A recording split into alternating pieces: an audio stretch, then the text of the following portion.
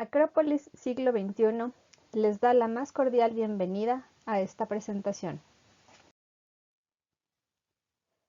El magíster Luis Iván Mesa Sánchez abordará el tema aspectos técnicos a ser considerados en el paso de la etapa del aislamiento a la del distanciamiento social.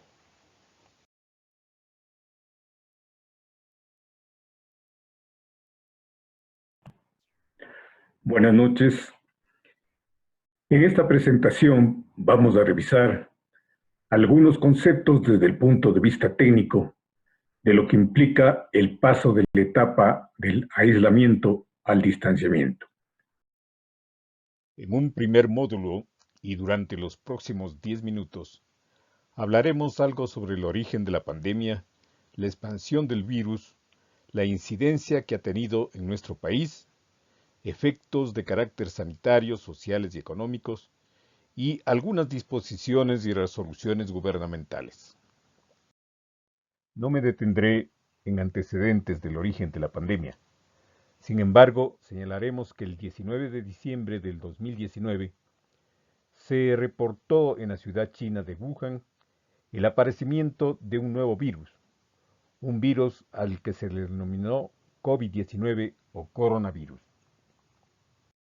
Rápidamente el COVID-19 se expande hacia otros países del Asia, Europa, Oceanía, América y África.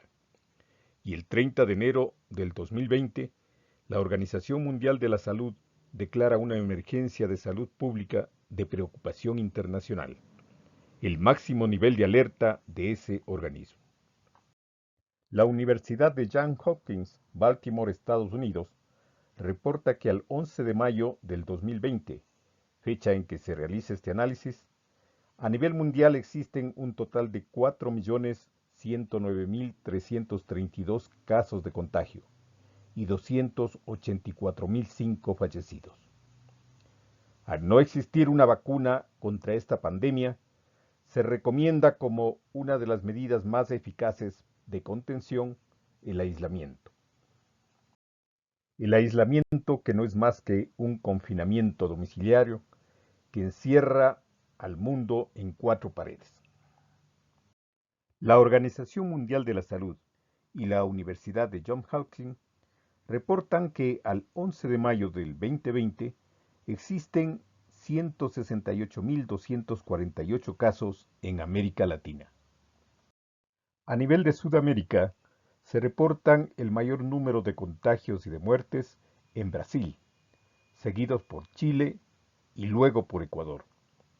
Es importante destacar, sin embargo, que en proporción el número de fallecidos y el número de contagiados en Ecuador es uno de los más altos del mundo. En Ecuador las fuentes oficiales reportan 30.419 casos confirmados con el coronavirus y 2.327 fallecidos, información que se recibe con mucho escepticismo por la contradicción que existe con otras fuentes. La pandemia del coronavirus produce una secuela de efectos sanitarios, sociales y económicos. En el cuadro que observamos en la pantalla, la CEPAL nos advierte de varios de estos efectos. A la izquierda, en recuadros color azul y celeste, se hace referencia a efectos directos en los sistemas de salud, que producen una carga extraordinaria en sistemas insuficientes y fragmentados, pero también un acceso desigual a tratamiento médico, diferenciado según ingresos, seguro de salud y lugar de residencia. Hacia el centro y la derecha podemos observar algunos efectos más vinculados al campo económico. Así, por ejemplo, efectos indirectos en oferta y la demanda. El coronavirus, uno de los efectos más catastróficos ha sido el de generar un mayor desempleo, la suspensión de actividades productivas internas, como la educación, el comercio, el turismo y transporte, la manufactura y la explotación de los recursos naturales. Todo esto en su conjunto ha generado una impresionante recesión de carácter mundial. El COVID-19 ha afectado especialmente a los sectores sociales menos protegidos y como efectos de corto plazo ha dado como resultado un mayor desempleo, menores salarios e ingresos, aumento de la pobreza y de la pobreza extrema, sistema de salud colapsados, sin los suficientes medicamentos ni equipos, mayores costos y fragmentación y desigualdad en el acceso. A mediano plazo se prevé la quiebra de empresas, reducción de la inversión privada, un menor crecimiento económico, una menor integración en las cadenas de valor, el deterioro de las capacidades productivas y del capital humano. Un panorama poco alentador. Más aún cuando se estima también el decrecimiento de los precios del petróleo, un decrecimiento sustantivo de la demanda de otros productos de exportación y, como consecuencia de un excesivo endeudamiento externo, la poca probabilidad de que nos confieran nuevos créditos a nivel internacional. Un prolongado estado de confinamiento genera el incumplimiento a disposiciones gubernamentales y sobrepasa la acción de Fuerzas Armadas, la policía y más instituciones encargadas del control. La situación se torna más preocupante en las provincias de Guayas, Pichincha, Manabí, Los Ríos, Azuay y El Oro, así como en las ciudades de Guayaquil y Quito, donde se registran el mayor número de contagiados y muertos. Una falta de colaboración que puede interpretarse como una insuficiente concientización ciudadana del problema y sus consecuencias, debe ser también analizada desde la perspectiva social. La Organización Internacional del Trabajo, OIT, establece que en el Ecuador existe una tasa de trabajo informal del 65%, ocupando el quinto lugar en América Latina después de Bolivia, Nicaragua, Guatemala y Honduras. Es decir, en nuestro país existen una gran cantidad de familias que viven de su actividad diaria. Si están confinadas, no trabajan. Si no trabajan, no comen. Y la distribución de kits alimenticios que realiza el gobierno es insuficiente. Todos los estudios epidemiológicos señalan que con las tasas de infección y mortalidad actuales, una medida menos rigurosa que el confinamiento estricto provocaría la rápida propagación del virus y podría resultar en una oleada de muertos sin precedentes. Se acuña una frase lapidaria: no por contar billetes podemos seguir contando muertos. Ante una creciente presión de sectores sociales y económicos, el gobierno trata de implementar medidas que establezcan un equilibrio entre la salud y la economía. El 24 de abril del 2020, el gobierno nacional anuncia lo que denomina una nueva normalidad, aplicable a partir del 4 de mayo. El 28 de abril del 2020, el COE nacional delega a los COE cantonales que mediante un sistema denominado de semaforización establezca las restricciones de movilidad y reactivación de actividades económicas en su correspondiente jurisdicción. El color del semáforo indica el grado de riesgo de cada jurisdicción. El 13 de abril del 2020, todos los COE cantonales del país resuelven adoptar el pedido del gobierno en color rojo.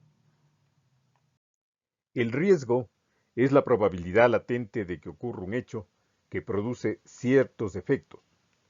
La amenaza es una potencial ocurrencia de un hecho que genera afectaciones y se puede manifestar en cada lugar con una intensidad y duración diferente. La vulnerabilidad es la relación entre el riesgo y la amenaza. Es el grado de afectación de una amenaza en función de cuán preparada ha estado o está la sociedad para afrontarla. En el presente caso, el riesgo es el contagio de la población, La amenaza es el coronavirus y la vulnerabilidad depende de factores locales como el estado y características de la infraestructura de salud, disponibilidad de personal, de medicina y equipo, las medidas de contención que se adopten, el grado de salubridad que se presente en la población y el mismo comportamiento de los habitantes, sus actividades, grado de movilidad, etc. El semáforo en rojo implica la autorización de toda actividad comercial mediante pedidos por vía telefónica o en línea y entrega a domicilio. El horario de entrega es de las 7 a las 22 horas. Se mantiene la suspensión de la jornada laboral presencial y de las actividades económicas no esenciales, y el toque de queda entre las 14 y las 5 horas. El semáforo amarillo implica la autorización de toda actividad comercial mediante pedidos por vía telefónica o en línea y entrega a domicilio. Actividades comerciales en locales que podrán funcionar con un máximo del 30% de su aforo. Las empresas pueden decidir su retorno a las actividades hasta con un 50% de su personal. Se faculta la organización de turnos. Y el toque de queda se restringe desde las 18 horas hasta las 5 horas.